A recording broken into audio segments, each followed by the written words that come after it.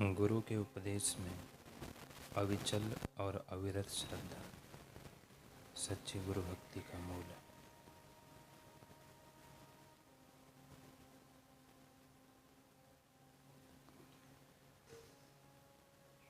गुरु के शरणागति में जाना यही आत्म साक्षात्कार का मार्ग है। सद्गुरु के पूज्य चरणों में आश्रय लेना ही सच्चा जीवन है, जीवन जीने की सही रीति है।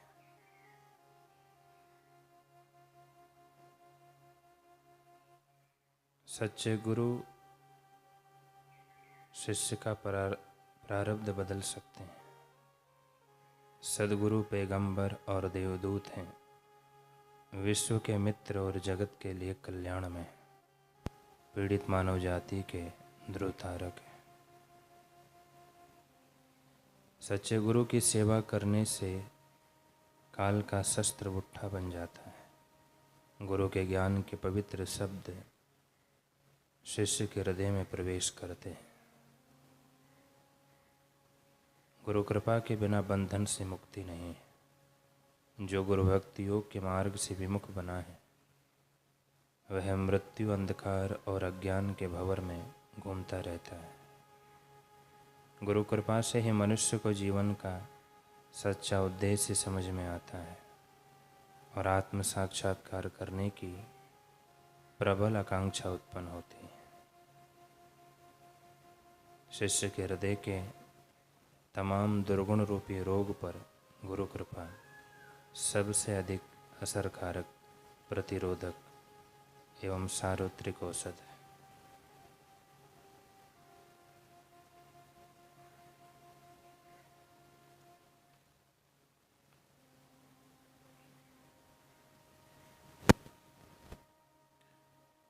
महात्मा बुद्ध का सुदत नाम का एक बड़ा धनी और प्रतिष्ठित शिष्य था। एक बार उसने महात्मा बुद्ध को श्रावस्ती नगरी आने के लिए प्रार्थना की। बुद्ध ने कहा, अवश्य आने वाले चतुर्मास को हम श्रावस्ती में ही बिताएंगे। सुदत सोचने लगा कि श्रावस्ती में ऐसी कौन सी मनोरम जगह है जहाँ महात्मा बुद्ध को ठहरने की व्यवस्था करूं। जगह की खोज करते करते उसकी दृष्टि एक मनोरम वन पर टिक गई।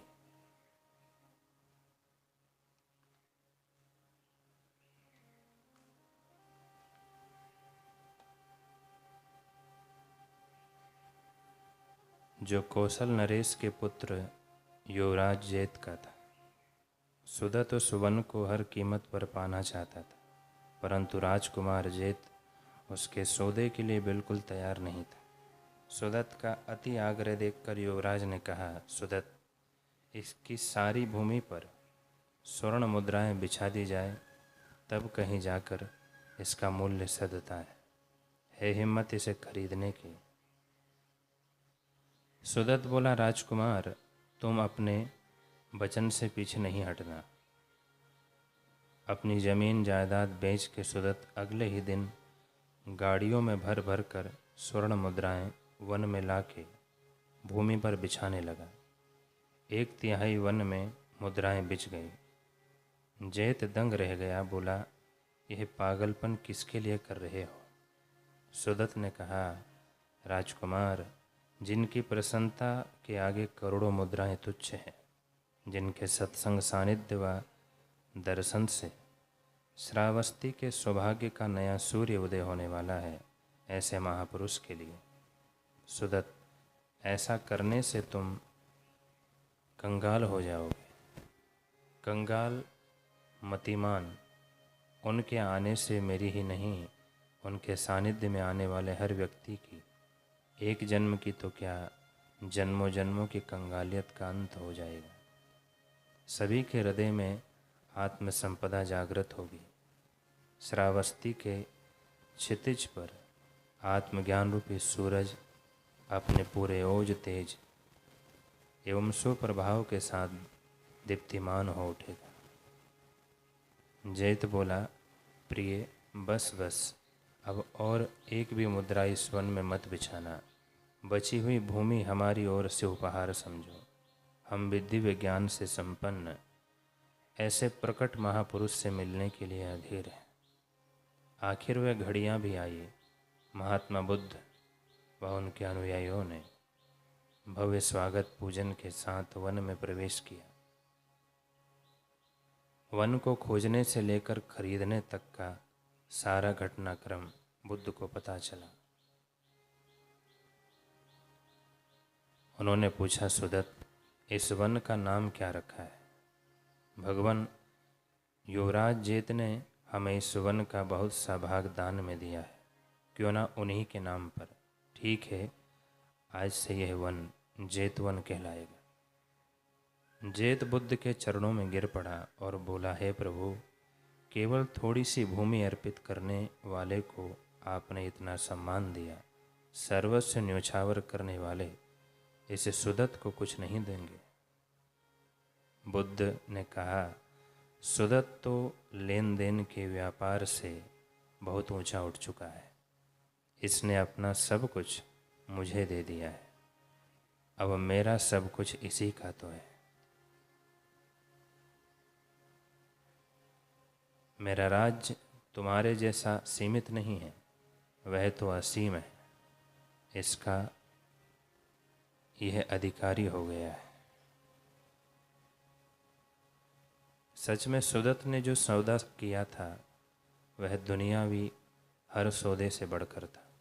सुदत्त ने अपूर्णता से पूर्णता के सौदे का मार्ग अपनाया।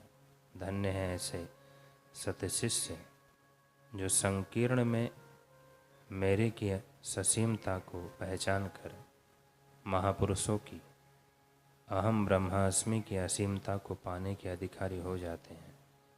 संसार की आपाधापी में प्रतिदिन सौदे पर सौदा हर कोई करता ही जा रहा है, लेकिन समझदार वही है जो एक झूठा स्वप्नवत ब्रह्मरूप संसार एवं मैं मेरा तीनों काल में संसार के स्वामी अपने ही परम प्यारे अंतरात्मा परमात्मा का था, है और रहेगा। यह केवल ठीक से जानकर अपने आप को पा लेता है, अथवा परमात्मा मिला हुआ नहीं है, दूर है, दुर्लभ है, परे है, पराया है, यह अपनी नासमझी मिटा देता है।